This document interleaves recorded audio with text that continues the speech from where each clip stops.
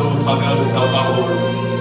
Je prie dans le nom de Jésus que tout ce qui sortira de ma bouche vienne de toi, afin d'édifier ton peuple. Que tout ce qui sortira de ma bouche vienne de toi, afin de relever une vie. Tout ce qui sortira de ma bouche vienne de toi, afin de restaurer une vie. Tout ce qui sortira de ma bouche vienne de toi, afin d'accorder ta faveur dans une destinée. Parle-nous, bénis ta parole, bénis ce moment, bénis ton peuple, au nom de Jésus, au nom de Jésus. Amen. Cette atmosphère, nous allons ouvrir nos Bibles. Nous sommes dans Ruth. Est-ce que nous pouvons nous tenir debout pour honorer la parole de Dieu, s'il vous plaît?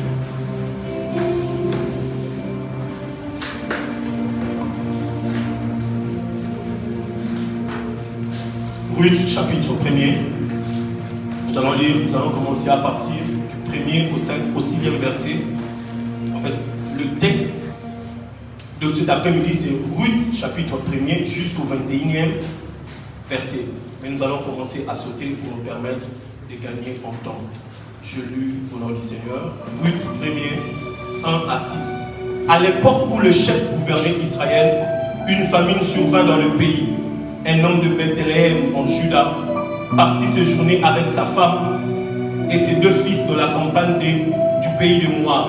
Cet homme s'appelait Elimelech, sa femme Noémie, dans certaines versions on parle de Naomi, et ses 2 fils Machlon et Kilion. Il faisait partie des Éphrasiens de Bethléem en Juda. Il partit en Moab dans la campagne et s'y établit. 3. Elimelech, le mari de Noémie, mourut là. Et elle resta seule avec ses 2 fils. Ils épousèrent 2 femmes moabites dont l'une s'appelait Orpa et l'autre Ruth. Ils demeurèrent là une dizaine d'années. Puis Machlon et Kilion moururent à leur tour. Et Noémie resta seule, privée à la fois de ses 2 fils et de son mari 6. Lorsqu'elle apprit que l'Éternel était intervenu en faveur de son peuple, et qu'il lui avait donné de quoi se nourrir, Noémie s'est mise en route avec ses 2 filles pour retourner du pays de Moab, pour rentrer plutôt du pays de Moab. Nous prenons la portion alors du 14e verset jusqu'au 16e verset. Alors les 2 belles filles se remirent à sangloter, à pleurer. Finalement, Orpa embrassa sa belle-mère, mais Ruth resta avec elle. Noémie lui dit, regarde, ta belle-sœur est partie rejoindre son peuple et ses dieux. Si ta Bible, je voudrais que tu puisses souligner cette précision. Son peuple et ses dieux. Fais comme elle. Retourne chez les tiens. 16. Mais Ruth lui répondit, n'insiste pas pour que je te quitte et que je me détourne de ta route. Partout où tu iras, j'irai. Où tu t'installeras, je m'installerai. Ton peuple sera mon peuple. Ton Dieu sera aussi mon Dieu. 20 à 21. Elle leur répondit, ne m'appelez plus Noémie qui signifie l'heureuse. Appelez-moi Mara qui signifie l'affligée. Car le Tout-Puissant m'a beaucoup affligé. Je suis parti d'ici comblé et l'Éternel m'y fait revenir le main vide. Alors pourquoi m'appeler encore Noémie quand l'Éternel s'est prononcé contre moi et que le Tout-Puissant m'a plongé dans l'affliction? Nous acclamons pour la parole du Seigneur. Pour reprendre nos places. Alléluia. Alléluia. Est-ce que quelqu'un est dans la joie d'être là cet après-midi? Est-ce que quelqu'un est dans la joie d'être là cet après-midi? Si tu es dans la joie, aide-moi à saluer celui qui est à côté de toi.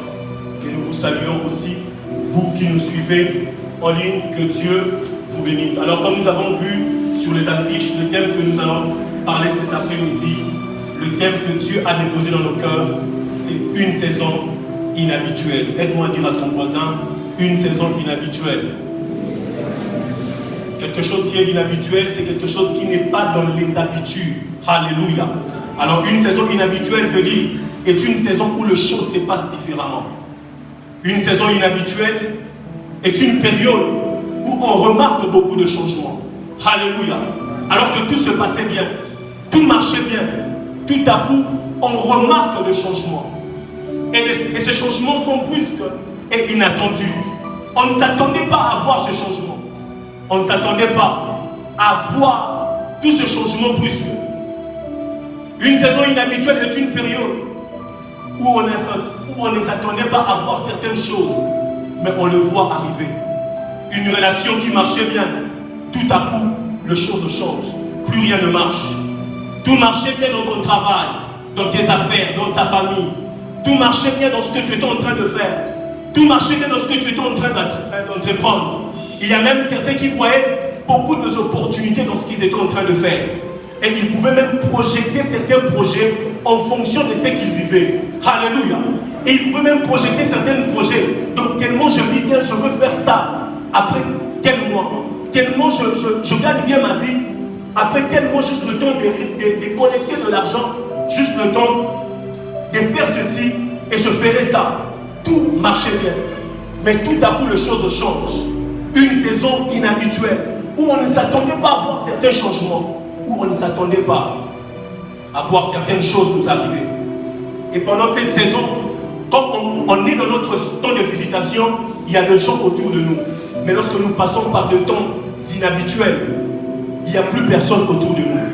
Lorsque quelqu'un passe par des saisons inhabituelles, il reste seul. Et c'est la raison pour laquelle dans 1 Samuel chapitre 23, 16 à 17, la Bible dit, pendant que David passait par des moments difficiles, la Bible dit, Jonathan vint vers lui pour l'affermir. Quand on passe par des saisons inhabituelles, nous avons besoin de gens pour nous reconforter.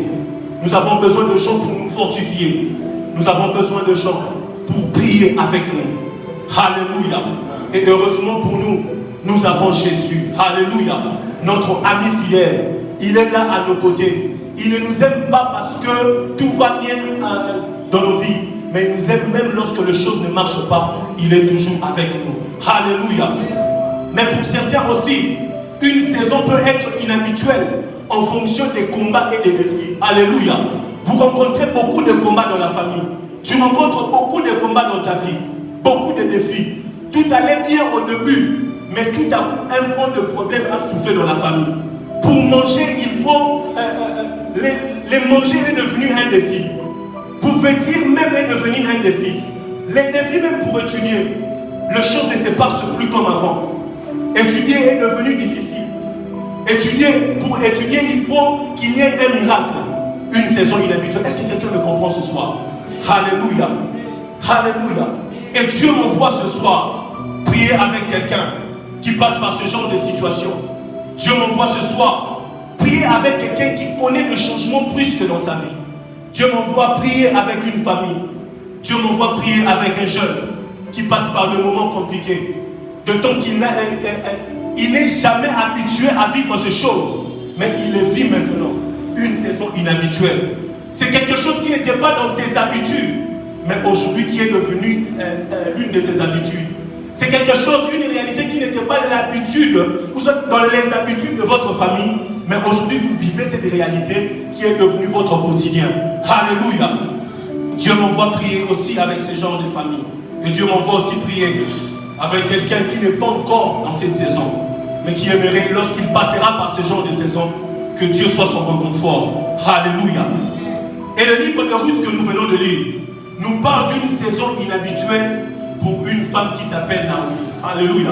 Ce soir, peut-être je serai en train de confondre Naomi et Ruth, alors comprenez-moi, ce sont tous les défis de la Bible. Alléluia.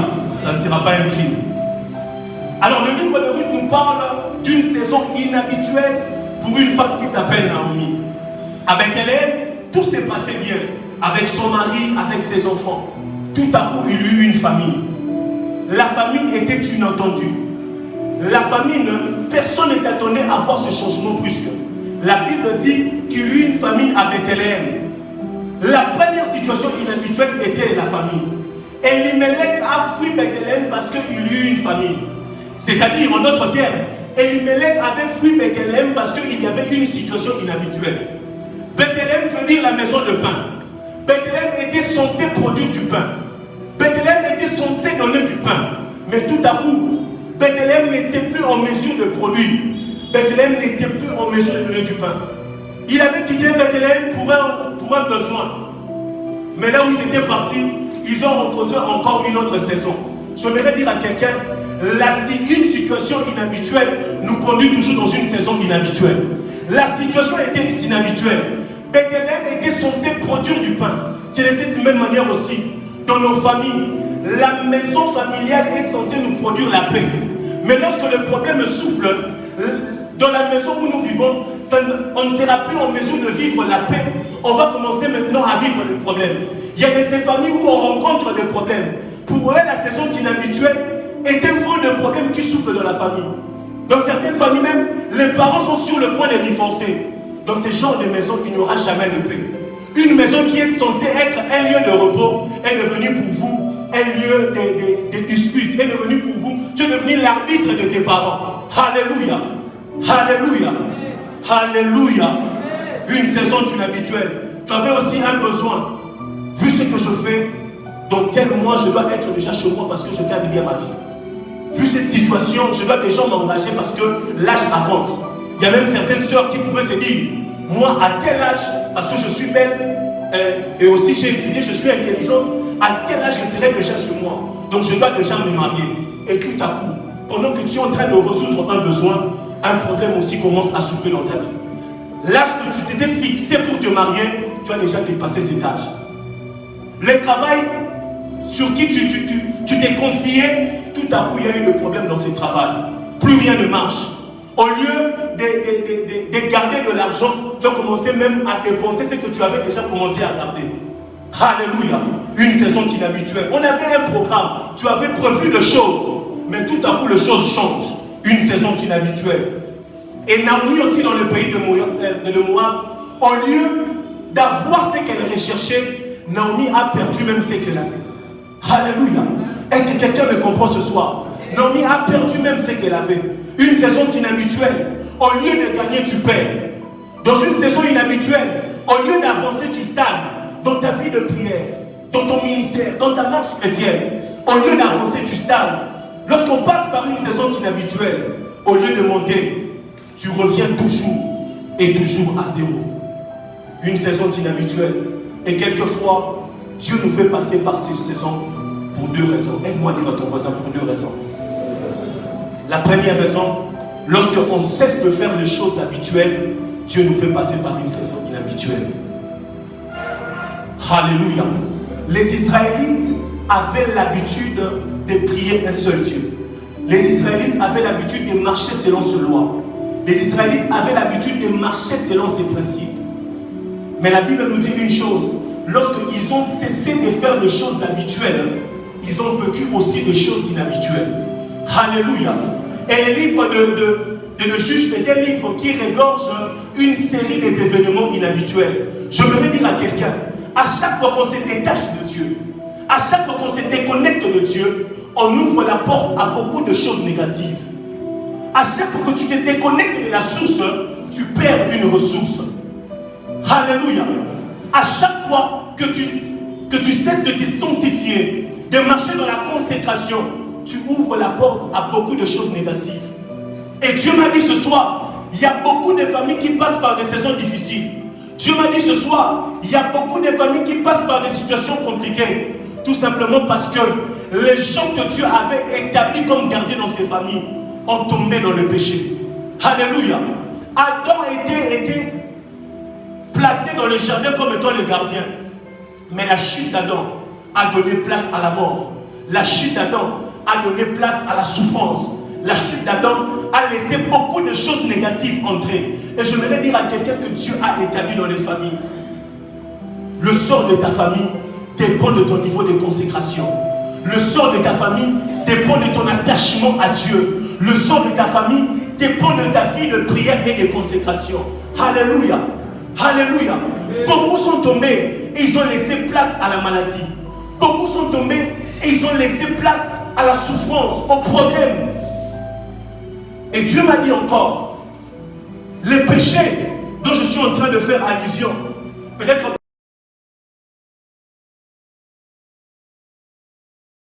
fait partie, mais beaucoup de gens, Dieu m'a dit, ils sont à l'aise lorsqu'ils mentent. Le mensonge est devenu aujourd'hui une habitude des enfants de Dieu. La Bible dit dans le Proverbe chapitre 18, la mort et la vie sont au pouvoir de la langue. Quiconque l'aime on mangera du fruit. Dieu m'a dit, beaucoup de familles, beaucoup de gens vivent des situations inhabituelles, tout simplement parce que dans leur bouche, le mensonge est devenu une habitude. Alléluia. On n'arrive plus à dire la vérité. Par les mensonges, tu donnes accès au diable. Il y a beaucoup de gens dans les départements, même dans les églises, pour fuir une punition, ils sont capables de dire que leur maman est malade alors que leur maman est en bonne santé. Alléluia. Les mensonges, alors que tu dis à un homme de Dieu, un serviteur de Dieu, que maman est malade, j'étais resté pour m'occuper de maman. Tu es épargné de la sanction, mais tu as donné place à l'ennemi d'entrer et d'en profiter derrière cette maladie que tu as déclarée. La Bible dit ceci, la vie et la mort sont au pouvoir de la langue. Plusieurs personnes, ils ont fait entrer forcément leur famille. Plusieurs personnes amicotent ça forcément dans une saison inhabituelle, tout simplement parce que la personne voulait fuir à une punition qui l'a conduit à mentir. Et ce mensonge est devenu une porte pour l'ennemi de posséder ta famille. Alléluia. Faisons attention aux mensonges. La vie et la mort sont au pouvoir de la langue. Et autre chose encore, Dieu m'a dit, beaucoup de gens vivent des saisons inhabituelles dans leurs affaires, dans leur travail, tout simplement parce qu'ils ne payent pas leurs dîmes et ils ne donnent pas les offrandes. Dans Malachie chapitre 3, verset 8 à 10, la Bible dit, homme, trompe-t-il Dieu? Car vous me trompez. Et vous dites, en quoi devons-nous tromper? Dans la dîme et dans les offrandes. Bien-aimé, j'aimerais dire à quelqu'un une chose ce soir. La dîme et l'offrande protègent tes avoirs. La dîme et les offrandes protègent ton travail. Et plusieurs, la Bible dit ceci, vous êtes frappés par la malédiction. Frère, quand dans ton travail, tu ne sais pas enlever ce qui revient de droit à Dieu, frère, tu donnes accès à l'ennemi afin de roncher ton travail, afin de roncher tes finances. Alléluia. Alléluia. Et beaucoup de gens, pour donner la dîme ou pour donner l'offrande, ils commencent à balancer ça en fonction du revenu qu'ils ont reçu. Donc, ceux qui m'ont dit, on peut s'appeler limité. Ceux qui m'ont dit, là, tu vas donner. Je me rappelle encore l'année passée, c'était au mois de mars, j'avais fait une affaire qui m'avait beaucoup ramené et une autre affaire aussi était en cours. Alors, Dieu m'avait demandé de faire quelque chose. Et vu qu'il y avait une deuxième affaire encore qui était en cours, alors je me disais, quand je veux gagner l'argent de la prochaine affaire, j'enverrai ce que Dieu m'a demandé de faire et je vais utiliser cet argent pour répondre aux besoins de Dieu. Mais l'argent que j'avais avant, j'ai utilisé ça. Enfin, vous savez ce que Dieu m'a fait? Il m'a privé de l'argent du mois de mars jusqu'au mois de décembre. Alléluia. J'aimerais le dire bien. Nous avons affi par ma finance. Vous voyez bien pourquoi affi par mon cours. On va affi par mon cours bien. Pour que vous à l'aime mon cours comme ça va m'obéir. Et c'est ce que j'ai vécu. J'ai vécu une saison très difficile de finances. Ceux qui sont proches de moi le savent. L'année passée, du mois de mars au mois de décembre, j'ai passé des moments et des moments très compliqués. Très compliqués financièrement. Et c'est par là que j'ai compris. On peut ouvrir une porte, tout simplement parce que nous ne savons pas répondre aux besoins de Dieu. Nous ne savons pas donner à Dieu ce qui lui revient de droit. Alléluia. Et beaucoup de gens pleurent aujourd'hui. Leurs affaires ne marchent plus. Ton travail ne marche plus. Plus rien ne marche dans ce que tu fais. Pose-toi la question. Est-ce que tu donnes à Dieu ce qui lui revient de droit? Est-ce que tu payes la dîme? Est-ce que tu payes les offrandes? Alléluia. Alléluia. Alléluia. Et beaucoup de gens, Dieu m'a encore dit, qu'ils passent par des saisons inhabituelles. Tout simplement parce que le péché est devenu leur habitude. Frère, imagine seulement que non, aux amours mais tu ne payes pas la dîme et puis tu vis encore dans le péché. Frère, alléluia. Et beaucoup de gens aujourd'hui, le péché est devenu leur habitude. C'est la raison pour laquelle ils vivent des saisons inhabituelles. Plus rien ne marche dans leur vie chrétienne. Les choses commencent maintenant à stagner. Ça stagne de pire en pire. Alléluia. Et aujourd'hui, beaucoup de gens suivent leurs pensées avec le sextable. Vous savez, aujourd'hui, c'est parmi le piège de l'ennemi. L'ennemi sait qu'aujourd'hui, dans les églises, on prêche que regarder de la pornographie est un péché. Il est caché derrière les sextables. Et vous allez remarquer aujourd'hui, depuis ces 3 dernières années, les sextables est devenu courant. On ne parle plus de la pornographie, on parle maintenant du sextable. Plusieurs personnes se sentent à l'aise. Donc tu regardes le sextable, tu es à l'aise. Et le diable a fait en sorte que nous ne soyons pas tourmentés. Donc il nous laisse dans les péchés sans pour autant être tourmentés. Et beaucoup de gens, Dieu m'a dit qu'ils continuent même à servir Dieu, sans pour autant se repentir. C'est la raison pour laquelle plusieurs vies de prière, plusieurs vies chrétiennes n'évoluent pas. Plusieurs personnes stagnent dans leur marche chrétienne, tout simplement parce qu'ils ont laissé la porte ouverte à l'ennemi afin d'entrer et de ranger leur vie. Alléluia. Beaucoup de problèmes que nous rencontrons ne demandent pas forcément quelque chose de spécial. Il y a des problèmes que nous rencontrons dans la vie qui demandent juste une repentance sincère, que nous revenons à Dieu. Que nous revenons à Dieu. Que nous revenons à Dieu. J'aime cette histoire de Marc, où la Bible nous parle de paralytiques qui avaient ces 4 amis qui ont même trouvé le doigt pour les faire entrer. Ces amis pensaient que le problème de leur camarade était au niveau de la paralysie. Or, son problème n'était pas au niveau de la paralysie. C'est parce qu'il avait péché qu'il était devenu paralysé. Et par là, je voudrais dire à un serviteur de Dieu, nous ne devons pas réagir face à certains problèmes avec zèle, mais nous devons réagir avec révélation. Il y a des problèmes qui ne nécessitent pas de semaines et de mois de prière, mais il y a des problèmes qui demandent des confessions sincères et vraies. Alléluia. Alléluia. Et lorsque nous péchons, lorsqu'on se détourne de Dieu, Dieu permet même en sorte que nous puissions vivre des situations inhabituelles. Dieu permet même en sorte que certaines choses inhabituelles puissent nous arriver. Dans Juge chapitre 4, nous allons remarquer une chose. Lorsque le peuple a péché, Dieu les a livrés au pouvoir du roi Yabin. La Bible les qualifie comme étant le roi cananéen qui régnait dans la ville de Hatzor. Ce roi, si nous lisons Josué chapitre 11, nous allons encore remarquer une autre chose. Yabin était une dynastie de rois, c'est comme les pharaons. La Bible dit dans Josué 11 que Josué tua ce roi.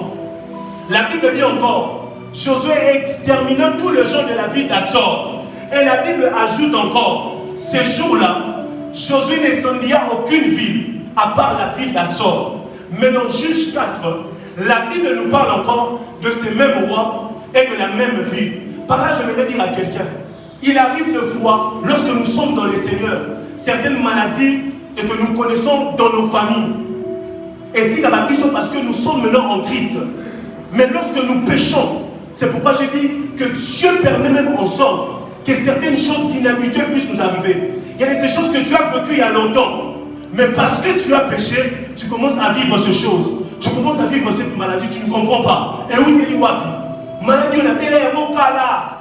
Dieu permet en sorte que nous puissions vivre certaines choses inhabituelles lorsque nous péchons, lorsqu'on se détourne de sa foi. Alléluia. Est-ce que quelqu'un est là ce soir? Et à chaque fois qu'on se déconnecte de Dieu, on perd la capacité d'influencer. Je voudrais dire à quelqu'un ce soir, lorsque nous sommes en relation avec Dieu, lorsque nous marchons ensemble avec Dieu, dans son amour et dans sa grâce, il nous donne une certaine influence sur le mal. Il nous donne une certaine influence sur les choses qui peuvent influencer négativement ta vie. Et lorsqu'on se déconnecte de Dieu, nous perdons cette capacité d'influencer. C'est la raison pour laquelle dans Apocalypse 2, la Bible, lorsque l'ange parle aux églises de Éphèse, il dit que sinon je viendrai à toi, j'ôterai le chandelier de sa place. Le chandelier permet d'éclairer. C'est genre une influence. Et en Christ, nous bénéficions d'une certaine influence. Lorsque nous tombons dans les péchés, lorsqu'on cesse de faire les choses habituelles, nous entrons dans un monde inhabituel et nous vivons des choses aussi inhabituelles. Alléluia. Et la deuxième raison pour laquelle Dieu nous fait passer par des saisons inhabituelles, c'est lorsque Dieu décide de nous enseigner quelque chose d'inhabituel. Aide-moi à dire à ton voisin, c'est lorsque Dieu décide de nous enseigner quelque chose d'inhabituel. Dans Deutéronome chapitre 8, verset 4, la Bible dit ceci, que les Israélites ont passé par une saison inhabituelle. La Bible dit qu'ils ont marché dans le désert pendant 40 ans. Mais j'aime une précision que la Bible donne.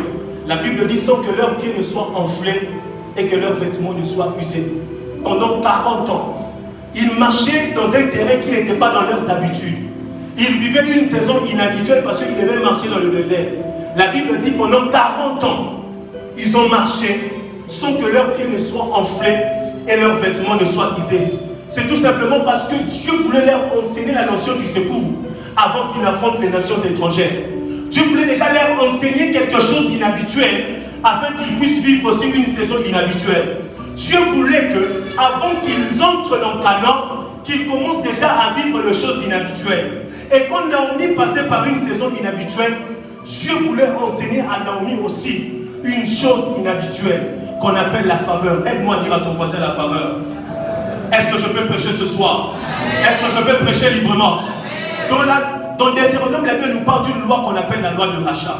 La loi de rachat dit une chose, que lorsque deux personnes vivent ensemble, un homme et une femme, et c'est que si le mari meurt, sans pour autant donner des enfants à la veuve, la Bible dit ceci, que l'un des proches parents de l'homme, c'est-à-dire son cousin, soit son frère, peut prendre la veuve pour femme et faire avec elle des enfants dans le but de préserver le nom du défunt. Alléluia.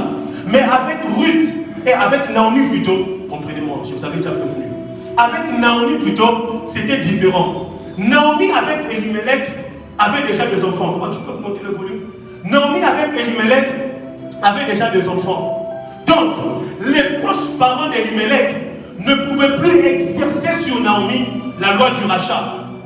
Mais Orpa et Ruth, avec Machlon et Kilion, n'avaient pas eu d'enfants. C'est-à-dire, les proches parents d'Elimelech devaient plutôt exercer la loi du rachat chez l'une de ses belles filles.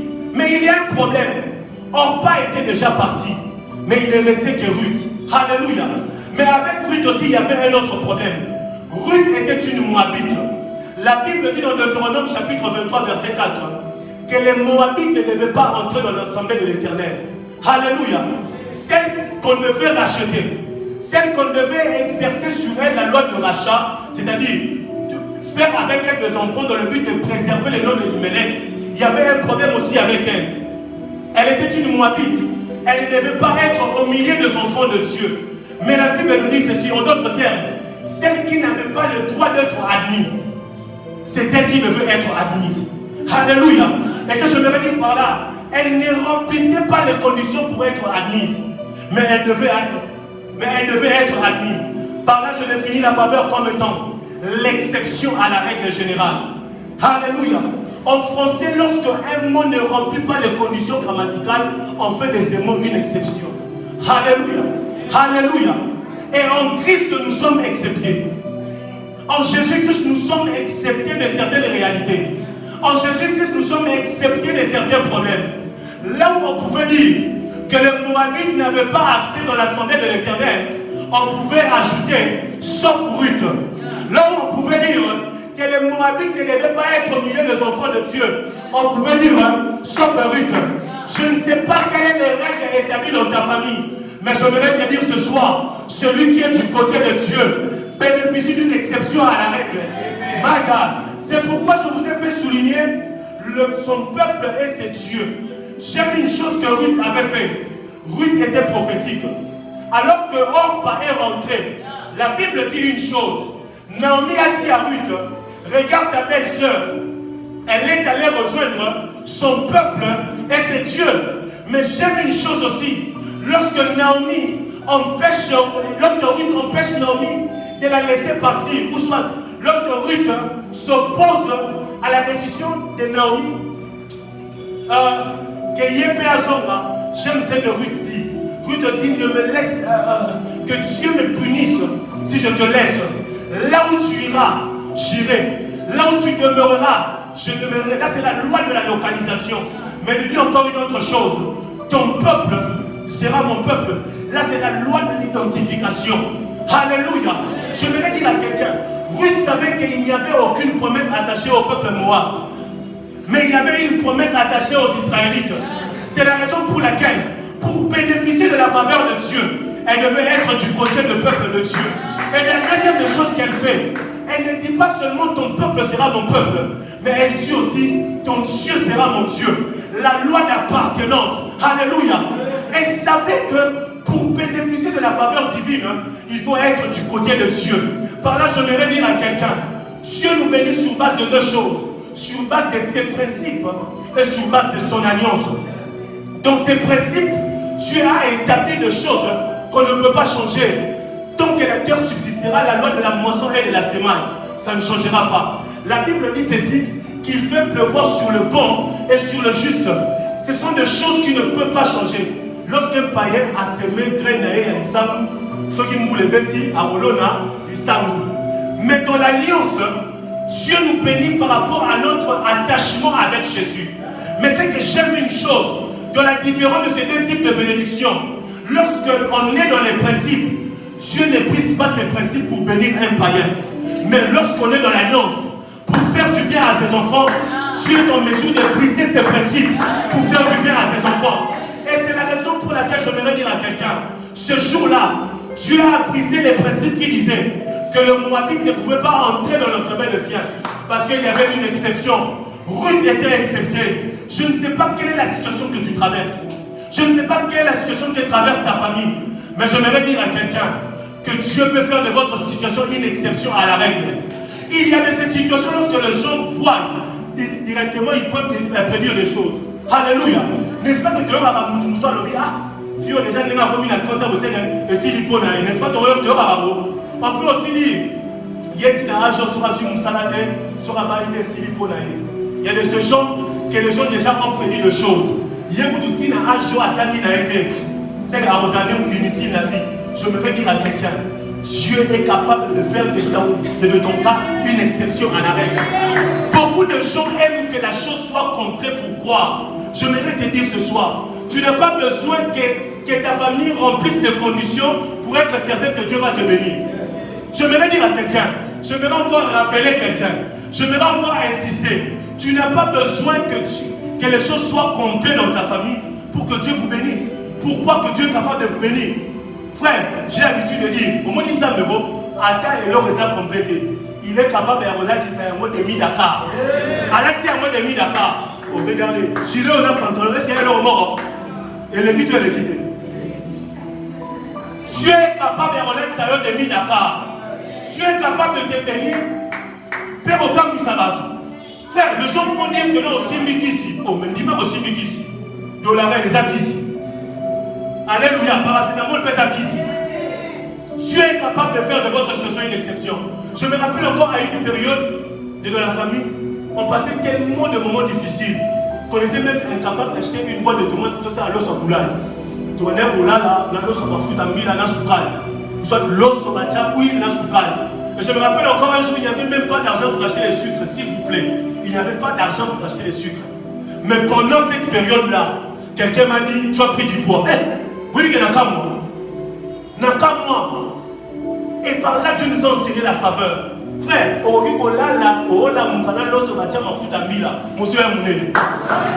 tu n'es pas béni à cause de ce que tu manges. Mais tu es béni parce que tu es en bonne santé parce que Dieu te fait faveur. Alléluia. Alléluia. La faveur de Dieu n'est pas déterminée en fonction de là où tu es.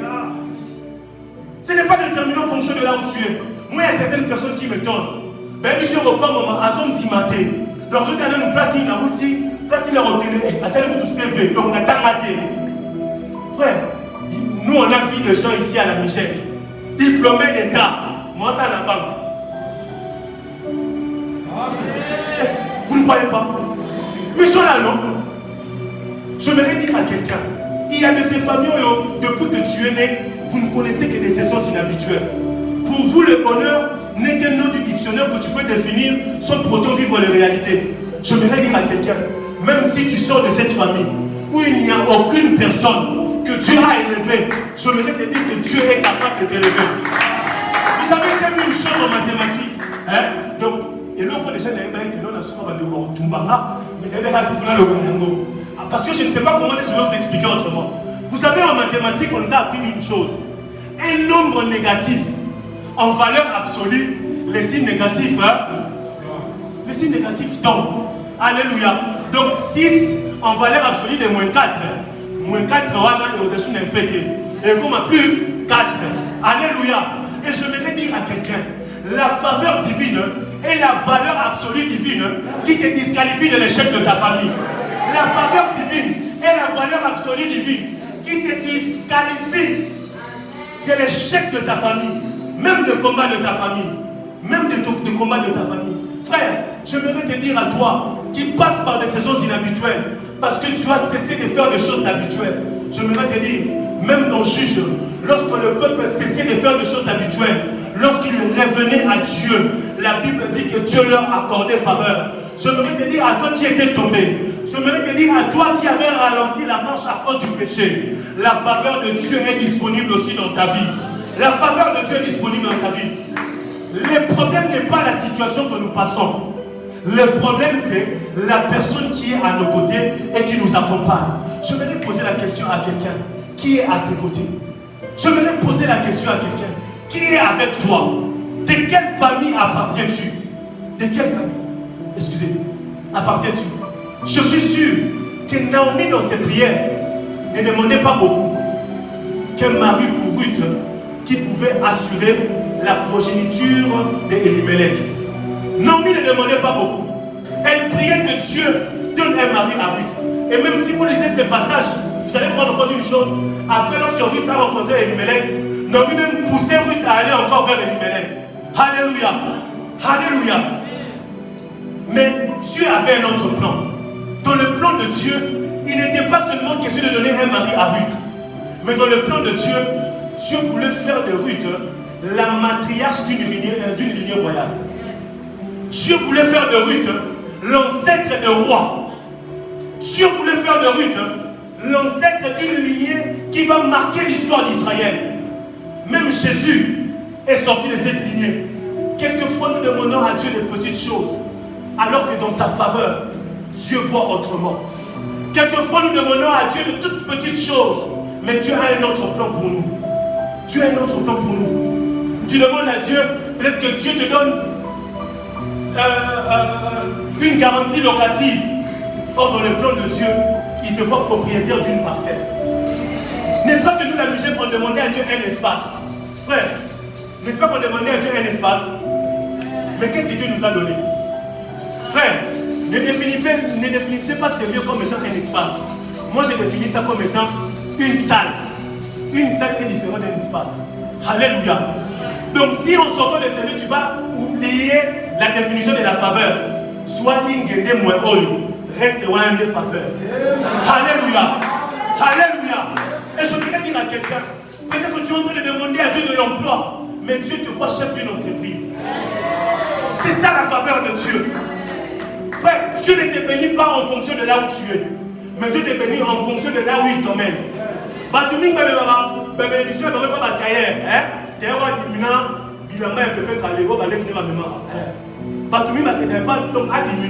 vous savez, il y a certaines personnes qui sont à l'hôtel,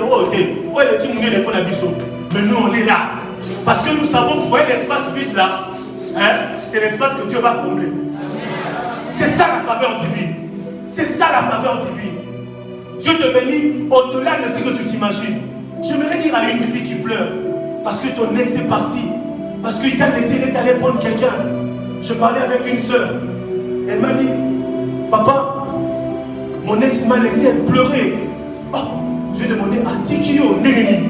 Oh non, Atika Romba, la camarade Nangaï. Et tu es sur le lapon, c'est la qui a été. Tu es sur le lapon, avec 5 ans, s'il vous plaît. Écoutez ça. Les 5 ans là, ce n'est pas les 5 ans, il y a copinage. Non. C'est les 5 ans, il y a observation. Donc, il y a commis AstraZeneca, Otoni. AstraZeneca, mais vaccin Covid. Donc, il y a soit venu mouiller, donc, elle t'observe chez les membres de sa famille, elle t'observe chez la tante de sa tante. Ce n'est pas normal. J'aimerais te dire, même lorsque tu traverses par cette situation, tu pleures, j'aimerais te dire, tant que la porte de l'arche n'est pas fermée, ton temps aussi arrivera. Tant que la porte de l'arche n'est pas fermée, ton temps aussi arrivera. J'aimerais dire à un jeune, tu pleures peut-être parce que les choses ne marchent pas. Les autres trouvent du travail, mais toi tu n'en trouves pas. J'aimerais te dire, sorry-vous tu m'aimes à côté de la arche, il n'y a pas au côté. Pas venir m'aimer, on ne revenir m'aimer. Et ça n'a. Est-ce qu'à vous voilà, on essaie de voir avant en français. Sauf tu m'aimes à quand on a à à côté de la arche, c'est comme moi. Ton temps aussi arrivera. Ton temps arrivera. Je suis venu dire à une famille qu'on néglige aujourd'hui. Je suis venu parler à un jeune qu'on a négligé. Frère, il va pouvoir la donc, c'est venu les gens qui passent. Il y a un frère, votre petit appel au ménage, ça va passer. Si vous êtes à Boyo, c'est à Boyo.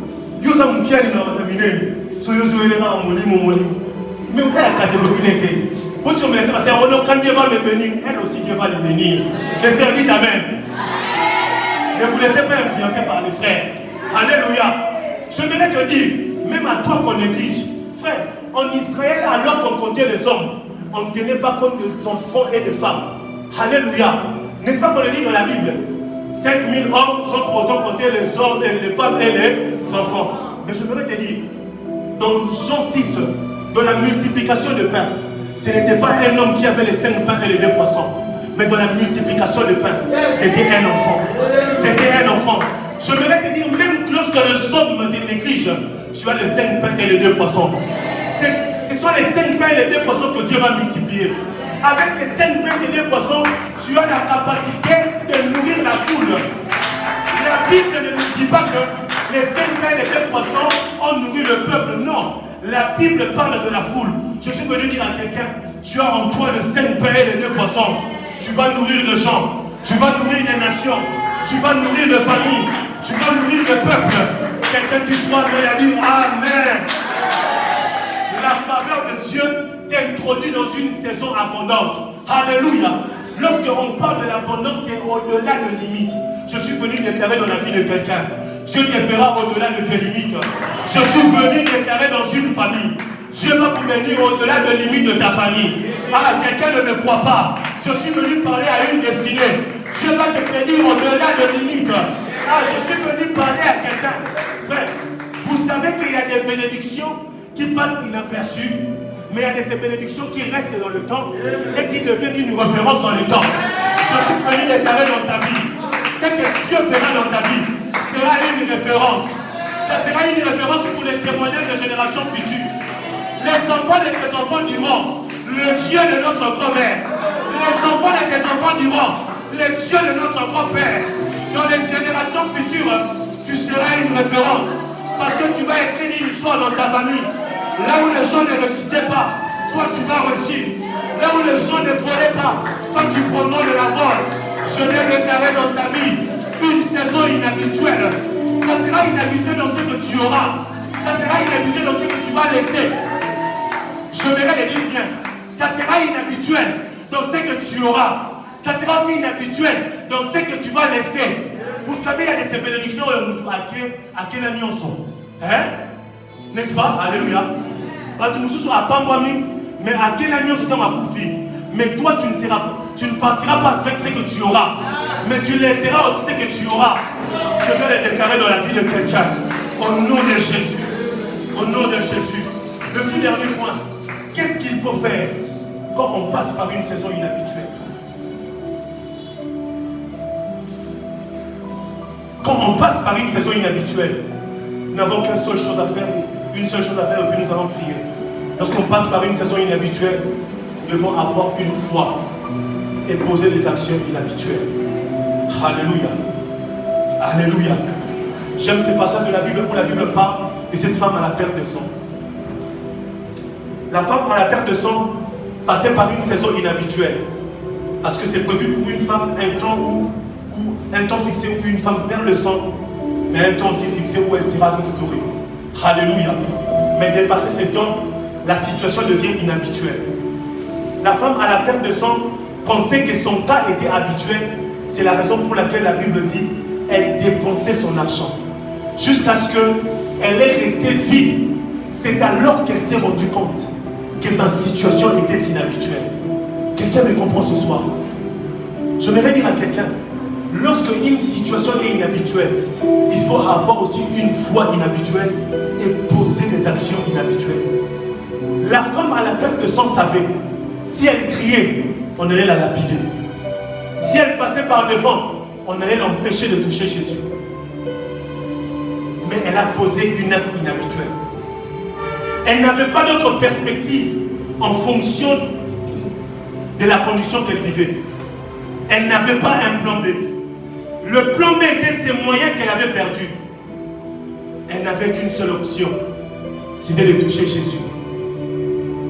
Elle n'avait pas d'autre chose à faire, seulement de toucher Jésus. Un homme de foi n'a pas de plan B. Un homme de foi n'a pas d'autre perspective à part Jésus. Un homme de foi ne regarde plus ailleurs, seulement Jésus. Quand on passe par une saison inhabituelle, nous devons développer en nous une foi inhabituelle aussi. La foi de la femme à la perte de sang, elle était inhabituelle. J'ai été étonné lorsque l'homme de Dieu a dit, et quelqu'un a dit plutôt, que ça dépendait du mouvement de Jairus. Frère, je voudrais vous dire, ça ne dépendait pas du mouvement de Jairus. Même si Jairus n'était pas venu voir Jésus, la Bible dit que la femme à la perte de sang avait entendu parler de Jésus. Même si Jésus prenait la gauche, elle allait le suivre à gauche. Même si Jésus prenait la droite, elle allait le suivre à droite. Parce qu'elle n'avait pas d'autre plan, seulement Jésus. J'aimerais poser la question à quelqu'un. Qu'est-ce que tu vois quand tu viens ici? Tu viens nous voir, ou bien tu viens voir celui qui a la capacité d'accélérer les processus de la faveur divine dans ta vie. Alléluia. Alléluia. Dans Daniel chapitre 11, verset 32, la Bible dit, c'est du peuple qui connaîtront leur Dieu, agiront avec fermeté. Pourquoi tu rentres alors que ta situation n'est pas changée? Nous étions en train de prier ici avant la prédication pour nos situations. Pourquoi tu ne priais pas? Qu'est-ce que tu regardais? Qu'est-ce qu'il y avait autour de toi qui était plus important que ta situation? J'aime cette femme syro-phénicienne. Son enfant était tourmenté par les esprits mauvais. Lorsqu'elle est venue vers Jésus, Jésus lui a dit, je ne peux pas donner les pains des enfants à un chien. Elle avait mal. Elle pouvait partir, mais elle n'était pas partie. Pourquoi sommes-nous pressés de partir alors que ta situation demeure et persiste? Pourquoi tu regardes celui qui est à côté de toi alors que toi tu passes par une saison inattendue? Une saison inhabituelle. Que tu es la seule ou le seul à ressentir le douleur. Pourquoi tu es pressé de partir? La femme syro-phénicienne voulait partir parce que Jésus lui avait répondu mal. Français dit ça, mais elle n'était pas partie. Elle a réfléchi. Elle a dit, même si tu ne peux pas donner les pains des enfants aux chiens, mais les chiens peuvent manger les miettes qui tombent de la table du roi. Et j'ai fait un constat. Lorsque le maître mange, le chien n'est pas pressé de partir. Il est sous la table. Il attend le miette. Mais alors qu'à toi qui es un enfant de Dieu, tu es un fils et une fille de Dieu. Ta place n'est pas sous la table, mais ta place est sur la table avec le roi. Pourquoi tu es pressé de partir? Tu peux changer le son. Pourquoi tu es pressé de partir? Tu es fils de Dieu. Les problèmes avec nous, c'est ce que Ruth a fait. Ruth s'est identifiée à la famille de Dieu. Elle s'est appartenue à Dieu. Elle a dit, ton peuple sera mon peuple, ton Dieu sera mon Dieu. Lorsque nous passons par des saisons inhabituelles, nous oublions qui nous sommes en réalité. Frère, j'aimerais te dire, ta bénédiction sera fonction de deux choses, du temps et des circonstances. La situation que traverse ta famille, c'est en fonction du temps. David était préparé par rapport au temps. L'onction royale de David était par rapport au temps. Mais il lui manquait que la circonstance pour devenir roi. Lorsque la circonstance embrasse le temps, nous entrons dans notre saison. Nous entrons dans notre saison. Nous entrons dans notre saison. Et David, lorsqu'il est allé dans le champ de bataille, David n'avait pas combattu parce qu'il avait les ailes, mais c'est parce qu'à l'heure qu'il la récompense. Celui qui vaincra cet homme aura la fille du roi. Et il s'est rendu compte que j'ai en moi l'onction royale. Si je me marie avec la fille du roi, un jour je serai roi. Un jour je serai roi. Frère, dans la circonstance, il y aura toujours une indice de ton problème qui sera dedans. La circonstance peut être la parole du moment. La parole que Dieu nous donne. La parole qui est prêchée, qui correspond à notre situation. Lorsque tu profites de ce temps, c'est alors que tu pourras entrer dans ta saison. Et ce soir, Dieu est là. Il veut faire du bien à une famille. Ce soir, Dieu veut faire du bien à une destinée. Ce soir, Dieu veut faire du bien à quelqu'un. Il demande juste une chose. D'être là. D'être là. De mettre notre foi en jeu. Et de poser des actes inhabituels. Il y a des actes que Dieu te demande de sceller une offrande sacrificielle. Je te dis en fonction de mon problème, en fonction de ma situation, je donne cette offrande pour que Dieu change ma vie. C'est ça un acte inhabituel. Je peux te dire de pleurer pendant ces moments. C'est ça poser une action inhabituelle. Je peux te dire allonge-toi par terre. Pourquoi nous sommes nous, même lorsque nous sommes dans la présence de Dieu? J'aimerais dire à quelqu'un, Dieu, il a le contrôle de tout. Dieu, il a le contrôle de tout. Alors ce soir, alors que nous allons prier, identifie ton problème. Tout celui qui était tombé, pendant que tu seras en train de prier, demande à Dieu de te relever. Tout cela qui passe par des saisons inhabituelles dans la famille, par des situations compliquées, présente à Dieu ton problème. Parce qu'en lui, nous avons la paix et le repos. En lui, nous avons la paix et le repos. Est-ce que nous pouvons nous tenir debout? Nous allons chanter. Je lève le ciel. Pendant ce temps, je veux que tu puisses élever ta voix. Parle à ton Dieu. Parle à ton Dieu. Parle à Dieu. Repars ce soir avec Dieu. Gomisa n'entame na poko ya lelo. Gomisa n'entame ko n'entame na yo na ye liboso na yo. Na sumuka kilingisa mai. Na koya kilingisa mai. Parce que lui qui passe par des saisons inhabituelles, présente à Dieu ses problèmes. Présente à Dieu ses problèmes. La chandelle est bonne, ça. Est-ce que les voix peuvent monter? Est-ce que nous pouvons prier? Si tu vas t'agenouiller, agenouille-toi. La salle est grande. Si tu vas t'allonger, allonge-toi. Il me dit ce soir, je ferai de grandes choses.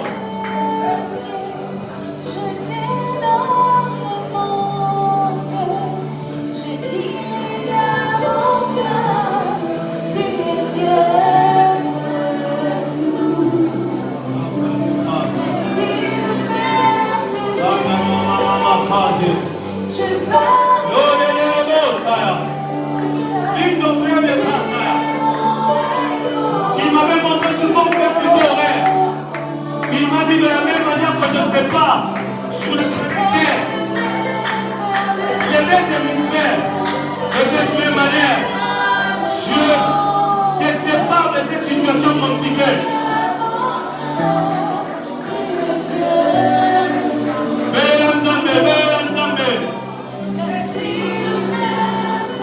Même si les marques se déchaînent, il a la capacité de les faire taire. Il vient ce soir de donner la paix et le repos. Prie, prie, prie, prie, prie.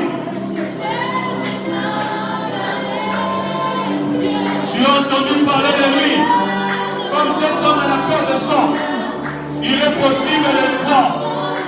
Il est possible de vivre Dieu. Il est possible de vivre Dieu.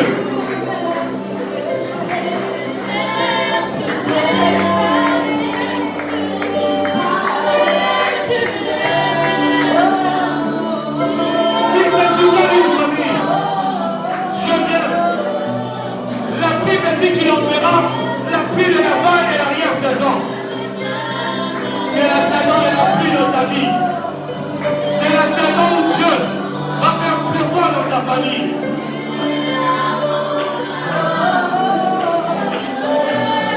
Il veut changer votre identité.